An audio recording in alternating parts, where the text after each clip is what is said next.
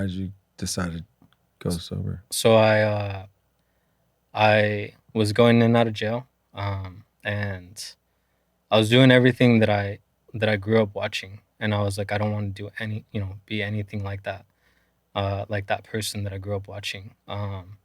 And um, so it smacked me in the face one day when I woke up blacked out in jail, and I was already on a felony trial.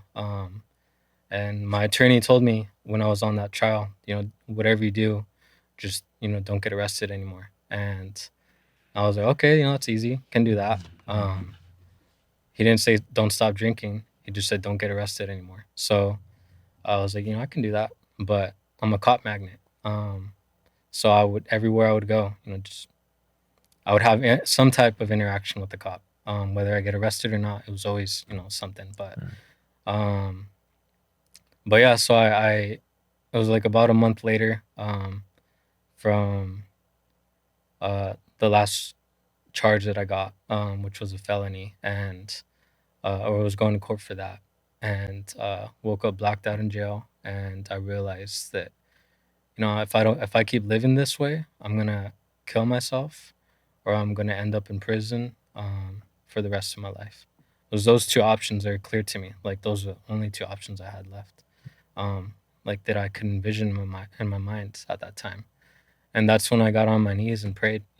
I prayed to something.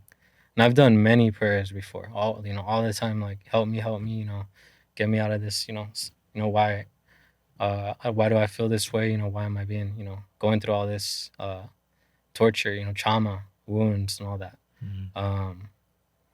But that during that time, something hit me. It was like an out of body experience, honestly. Like I was still drunk, I was still in a blackout, and I just remember like looking at myself, and at the cell, in the cell. I was in the cell by myself, and I remember looking at myself and being like, um, like from a third person point of view, and I saw myself praying and asking for help, and that was September 17th, 2016, and that was the last day I drank. And I got out of jail that day, and uh, went through a lot more other hardships.